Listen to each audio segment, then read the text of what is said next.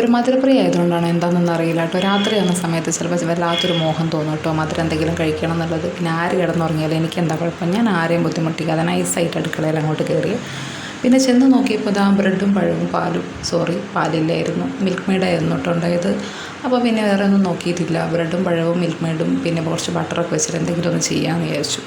അപ്പോഴാണ് ഇപ്പോൾ ഇതാ വൈറലായിക്കൊണ്ടിരിക്കുന്ന ഒരു സംഭവമാണ് ഇത്. പല രീതിയിലോ പലരും ഉണ്ടാക്കിയിട്ടുണ്ട്. അപ്പോൾ ഞാൻ എൻ്റേതായ രീതിയിൽ അങ്ങോട്ട് ഇങ്ങനെ ബ്രെഡൊക്കെ വെച്ചു, കൂടെ പഴമൊക്കെ ആഡ് ചെയ്തു. അങ്ങനെ നൈസായിട്ട് ടോസ്റ്റ് ചെയ്യാൻ വേണ്ടി പോവുകയാണ്. പിന്നെ ചെറിയൊരു കള്ളപ്പരിപാടി ചെയ്തിട്ടുണ്ട്, മിൽക്ക് മെയ്ഡിൽ കുറച്ച് വെള്ളമൊക്കെ ആക്കിയിട്ട് ഞാൻ മിൽക്കാക്കി എടുത്തിട്ടുണ്ട് കേട്ടോ.